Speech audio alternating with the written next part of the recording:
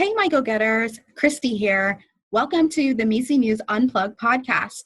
We've got an amazing show lined up for you today. If this is your first time listening, thanks for tuning in. The Misi Muse Unplugged podcast is produced every other Friday for your enjoyment. Show information, as well as any links shared on today's episode, can be found at www.misimuse.com. Come back often and feel free to add the podcast to your favorite RSS feed, SoundCloud, or iTunes. You can also follow me on Twitter or LinkedIn. Just search for Christie Lindor or check out my blog at www.christielindor.com. Have a question about consulting? Would like to be a guest on the show? We would love to hear from you. Drop us a line at misimuseunplugged@gmail. That's misimuseunplugged@gmail. Now let's get on with today's show.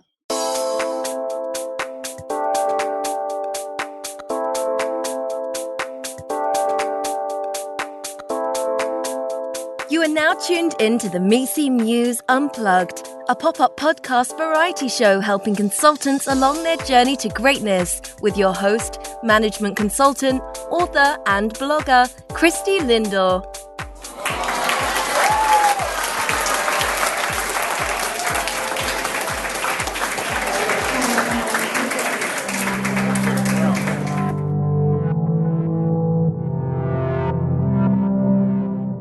Go-getters, welcome back. So in today's episode, we will be doing a segment that I call AMA, Ask Me Anything. For those that are new to the show, AMAs are essentially virtual fireside chats that I have with other seasoned consultants that, share their journey in the profession, and then we get a chance to just catch up with them.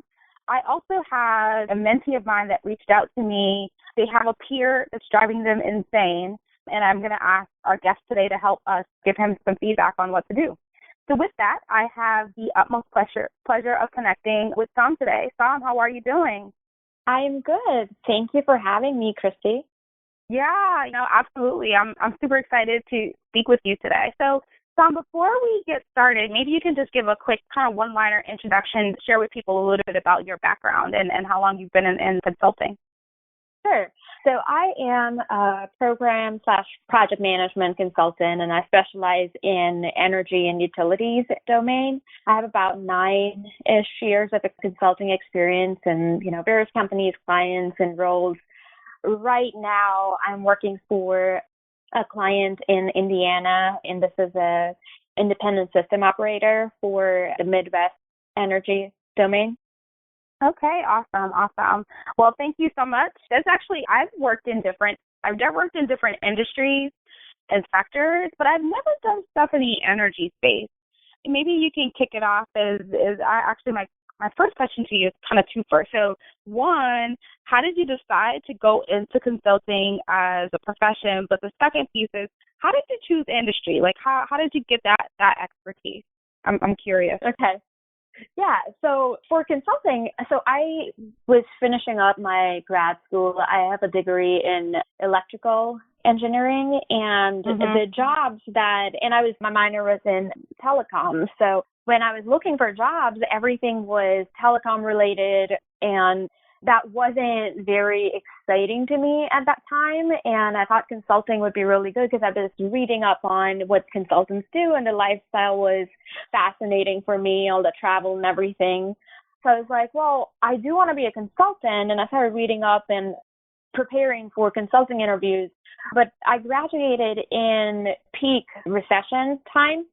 So there weren't as many opportunities, and I wasn't able to get like a consulting gig right out of college. And it was interesting because you asked how I chose the energy industry. I always like to say that it chose me, because I didn't even know I was like getting into it. So my first job was actually for a software company, and I started in like technical support, business analysis type role. And the software company happened to make software for utilities and ISOs.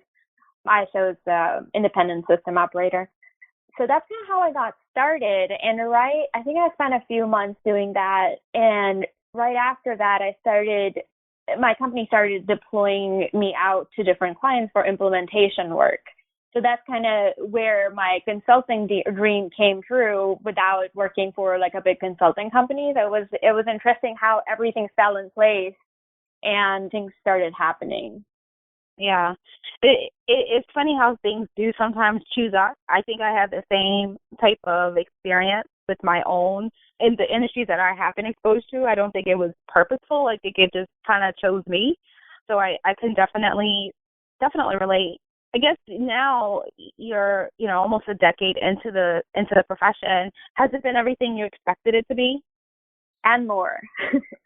So yes, I think so. I think I've had a really good run, and I've been very lucky to have really good experiences. A lot of learning experiences, I like to call them as well. So it comes with its own challenges, right? With the travel and the different people we work with and things like that. So I think people who are getting into consulting, I want them to know that it's not all glitter and glamour. It comes with a lot of hard work and challenges and things like that, which as long as you're okay with that, I think that's a good place to be. Yeah, no, I definitely would agree. So given that, what would you say makes a great consultant based on your experiences? Yeah, so I think the way I look at consulting, Christy, is a little bit different, I guess. I look at, for me, consulting it has more to do with people than projects, because it's just such a huge component, like a human component associated with it, because we work with people every day and, we are helping them. That's kind of how I look at consultants. Mm-hmm. So I think the biggest thing would be to find meaning in what we do. So I think, in my opinion, if for a great consultant, they should know why they're doing what they're doing. So I think finding that why is very important. Yes, you could be testing a software, and if that's all you see, you're missing out, because you're making bigger impact than that. You might be testing a software that's going to be used in a hospital and could save somebody's life one day. So know what impact you're really making. It's always bigger than what you see. So just put some thought into that. I think that'd be one of my big ones. And then the other one would be building trust with people we work with. You want to be that person people can depend on. Do what you tell them you will do. Keep your word. And as long as people know that they can depend on you, they can trust you, you'll never be out of work, I don't think. Right. No, you hit on two really, really key principles, and both principles I actually cover in my book. So, you talk about kind of that credibility. So being able to kind of, have that follow through and making sure you keep your word and really protecting that, your integrity. Totally agree on that. And I think, going back to the point about impact, I think a part of that also comes from intention. So if you, and it's another concept that's covered in the book, if you walk into a client site and you're just saying, well, I'm just here to finish, this deliverable, you're going to do just that. But if, to your point, if you're coming into the site and you're going to help, put a solution out there that can potentially save lives, you're gonna really look at it differently. Absolutely. Today's episode is brought to you on behalf of the Misi Muse, 100+ selected practices, unwritten rules and habits of great consultants, a book by Christie Lindor. Written in the voice of a mentor, the Misi Muse provides insights on the unwritten rules of great consultants, a perfect read for new or aspiring consultants. Christie dives into her 15+ years of consulting experience while sharing interviews and anecdotes from over 50 consulting partners and leaders that represents thought leadership from 80% of the top 10 consulting firms in the world. Pre-sale begins shortly. Sign up at www.misimuse.com. Yeah, and I think a lot of people miss that piece of intention and purpose, especially in consulting, and especially if you're working for a large firm.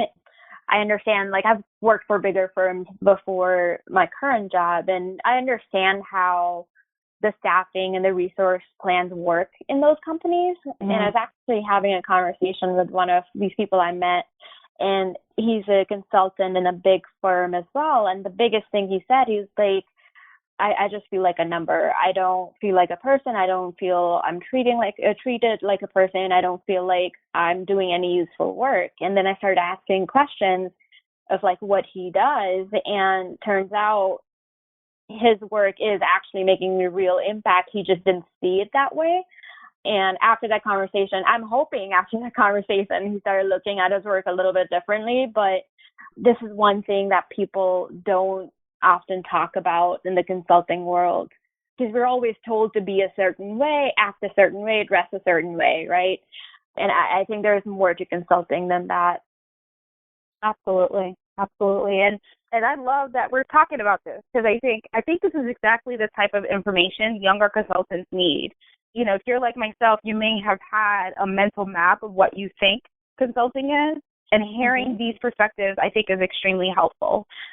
You know, along those lines, what advice would you give your younger self now that you know what you know now? Well, I guess a lot of it. I think one of the things would be ask more questions. I think when I started, I thought as a consultant, I was supposed to know everything, which was so wrong. And luckily I learned without much damage. But I think ask more questions if you don't understand the problem would be one big one. Like, you don't have to know everything. I think that would be the biggest one. Right. Yeah, you don't. And it's crazy how we come up with these like urban legends in our mind, because it is true. Like, you think you have to know everything, and I think it's knowing how to get to the right answer, not having the right answer is critical, right? Absolutely. Yep. Awesome. And actually, my last question for you for this AMA is, like, what is like the most random thing that you have witnessed as a consultant, or like the craziest thing? Because I know with travel and just dealing with different types of people, we sometimes have like random like encounters. So share with us like a random encounter or experience that you had. Oh my God, there's so many. I'll just tell you the latest one. It happened a couple of weeks ago. I was traveling, and my flight obviously was delayed, and so we had to board the plane and then deboard. And when we deboarded, they ran out of coupons. The airlines, ran out of coupons, so we had to book our own hotel. And this lady comes up to me and says, yeah, so I got the coupon from the airline. Would you like to share a room with me?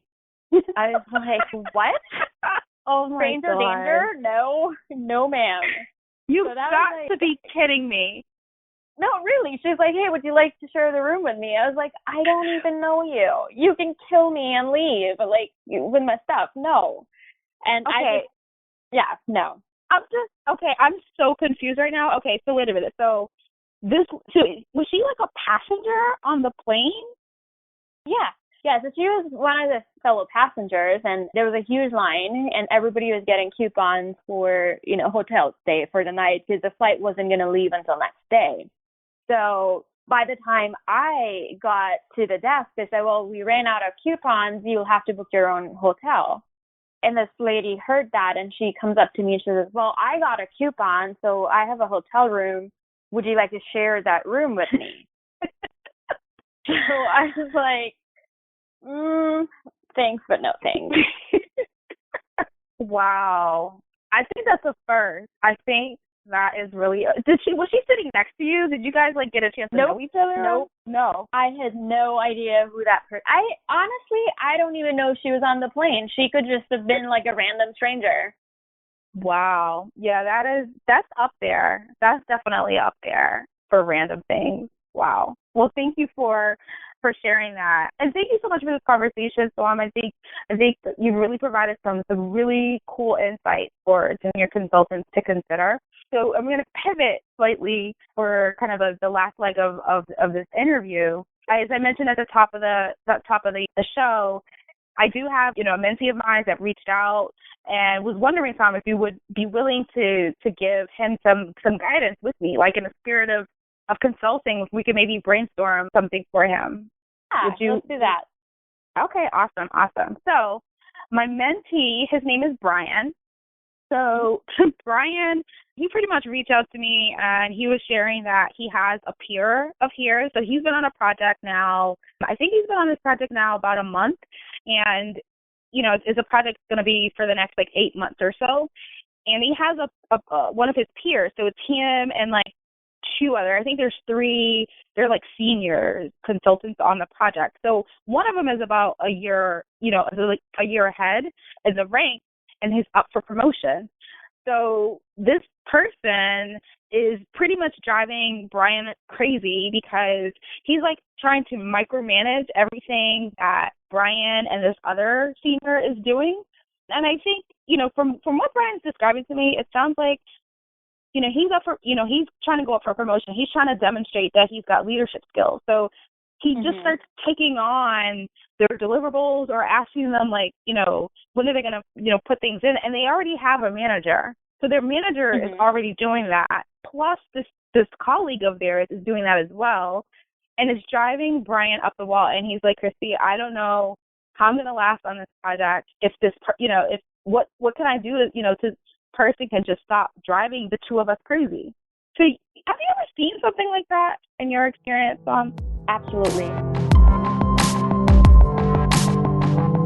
Hey, go-getters! Have feedback on today's show? Questions on consulting? Want to be a guest? We'd love to hear from you. Just drop us a line at micmuseunplugged@gmail.com. That's micmuseunplugged@gmail.com. You can also show us your support by downloading episodes, spreading the word to friends and family, or leaving us a review. Remember, Misi Muse Unplugged is a pop-up podcast, which means we'll stick around as long as we continue to hear from you. Thank you for your support. Now back to today's show. Yes, this happens. It sounds like the other person is trying to take credit for what the other two team members are doing, Brian and the other member. And this happens a lot. I think I've seen that a lot. And I think I do have an example that I can quote for Brian and hope that helps. So I think one of the things to remember for Brian is it's not personal. So just take that out of the equation. It's not about Brian. It could have been any other person in that place, and this person would have done the same thing to them. So just knowing that would help taking the emotion out of this situation. A similar thing happened to me a few months, some time back. And then similar situation, they were trying to position themselves as a leader and, basically securing that reputation for themselves. Obviously, they were taking information from me, presenting to the leadership and things like that. And at first I felt attacked a little bit. And I felt like they're taking credit for my work. But then again, I tried to remove myself from the situation and thought about it again. And it turns out, well, really, it wasn't personal towards me. It wasn't directed towards me. They would have done it if it was somebody else.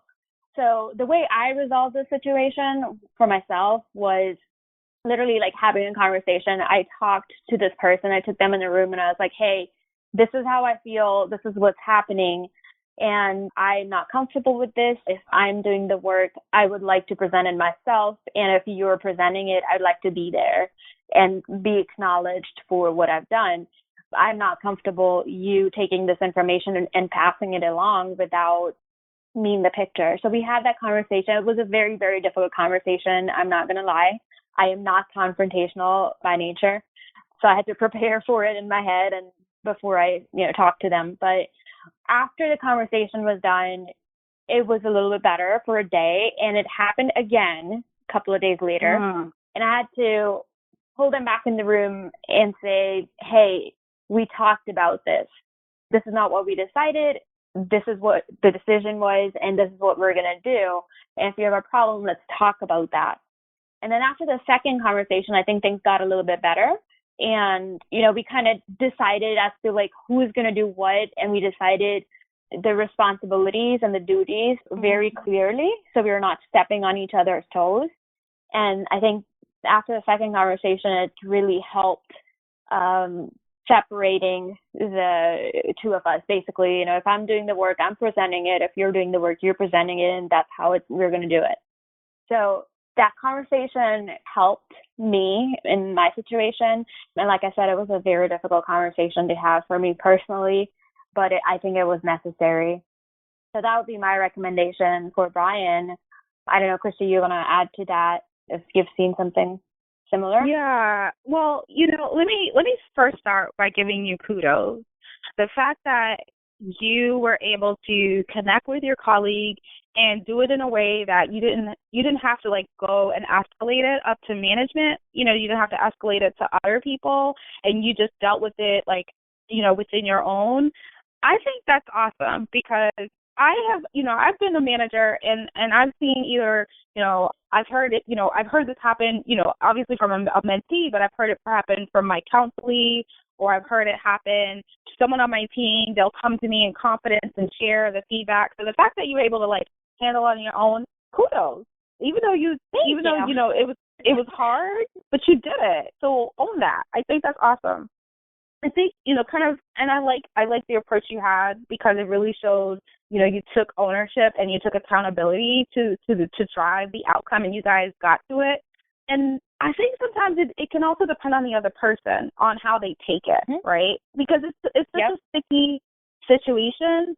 It sounds like in your case, it took a second time and then they finally got it.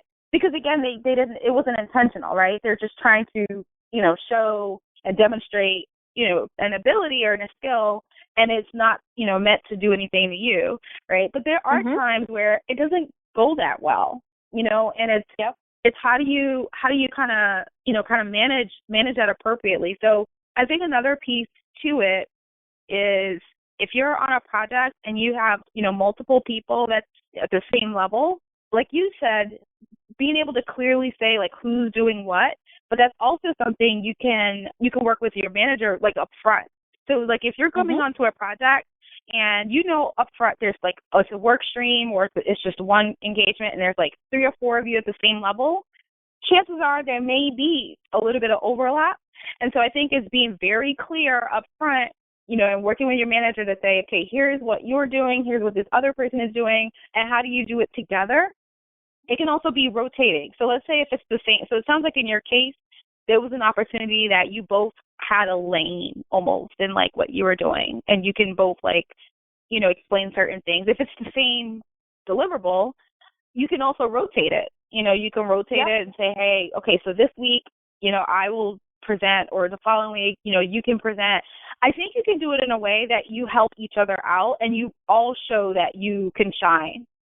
And I think if it's done, in that light, you can kind of share the spotlight without it being this, well, it has to be me or it's not me. I think you can do that because the more you do that, I feel like it builds trust amongst the team. But you have each other's back.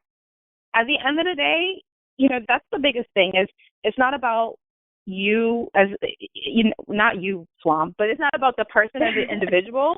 I guess it's not about that individual. It's about the collective team effort, and that's usually what consulting is about. It's not just it's about what I did. It's about what we did, and I think the more younger consultants could get in the habit of that mindset, I think the more successful they'll be. It kind of reminds me of the proverb.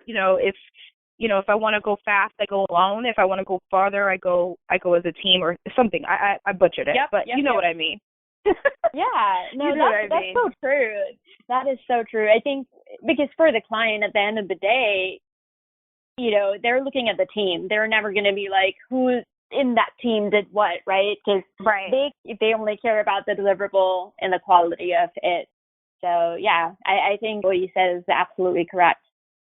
Yeah, and I think a trap that younger consultants need to fall out of, don't fall into the trap of trying to get the credit. Because people that try to like get the credit, whether that means getting, them not sharing the spotlight, or if that means, that it's all about them, those types of folks, it's very hard for them to last long term in consulting. And if they do, they kind of piss everybody around them off. Because it's not about that, So that's one thing I would say as a younger consultant, don't focus. It's not all about you. It's about the impact that your team and you and the firm is bringing to the client. At the end of the day, that's what it's about. So hopefully, Brian, this helps a little. Feel free to bounce different scenarios off. Obviously, every scenario is going to be different depending on the person, but I think if you take it aside, I like the way Sowm kind of mentioned, you taking ownership of it and really having a conversation. I think that's spot on. So thank you for that. That was awesome. Yeah. All right. Well, I think that wraps up our conversation for today. I don't know, Sowm, if you had any other kind of last thoughts you want to share with the listeners. No, I think we've covered everything. Just my parting thought would be just to have empathy for people we work with. Don't forget, everybody we work with are, people first, and then clients, coworkers, and whoever we work with. So don't forget that. And I feel like in the consulting world, we tend to forget that. Let's try to remember we're working with people. Absolutely. And with that concludes today's show. So go-getters, if you have a career dilemma or you just wanted another opinion, feel free to email us with your questions at micmuseunplug.com. Thank you, Sowm, for joining us today, and have a great day, everyone. Thank you for listening. I hope you enjoyed today's episode. This pop-up podcast was inspired by my upcoming book, The Misi Muse, 100 plus selected practices, unwritten rules, and habits of great consultants. I have people asking me over the last year many questions about this book, but the one question that comes up constantly is, Christie, you have such a demanding career. How did you find time to write this book? And honestly, the answer is simple. I really sought to become the mentor that I wish I had earlier in my career. In the beginning of my career, I didn't have many mentors, mental maps of what success really looked like. And I really struggled with that in a lot of different ways. But what's nice about struggles is that I overcame them. I grew stronger, more competent, and I'm so excited where I am today in my career. I just want to share, what I've learned and be able to help you. And so I wrote the book, with my years of experience, but I also had an amazing opportunity to connect with over 50 or so consulting partners and leaders across the industry, sharing their stories, their antidotes, their resources on how you could be a great consultant yourself. So do me a favor, pick up your phone right now. Go to www.micmuse.com. If you scroll down, you'll see a little box that says sign up for the book pre-sale notification. Go ahead and sign up for it. I'd love to hear your feedback on my book as well as the podcast. So thanks again for listening, and here's to your journey to greatness.